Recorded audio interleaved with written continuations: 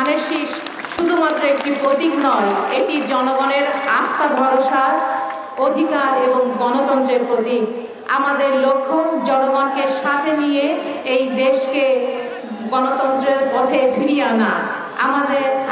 আমরা চাই শহীদ প্রেসিডেন্ট জিয়াউর রহমানের আদর্শ, দেশনেত্রী বেগম খালেদা জিয়ার নেতৃত্ব এবং আমাদের প্রাণের আশা জনাব তারেক রহমানের নেতৃত্বে আমরা এই দলকে সুসংগঠিত করতে চাই।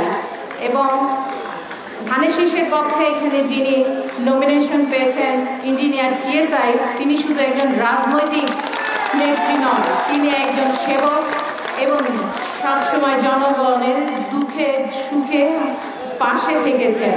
আপনারা সবাই আমাদের জন্য দোয়া করবেন। আমরা সবসময় আপনাদের পাশে আছি, আপনারা কখনোই আমাদের ভুল বুঝবেন না।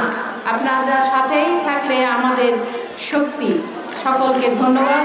আল্লাহ হাফেজ। বাংলাদেশ জিন্দাবাদ, বাংলাদেশ জাতীয়তাবাদী দল জিন্দাবাদ, নেত্রী বেগম খালেদা জিয়া জিন্দাবাদ, তারেক রহমান জিন্দাবাদ, শহীদ প্রেসিডেন্ট অমর হোক।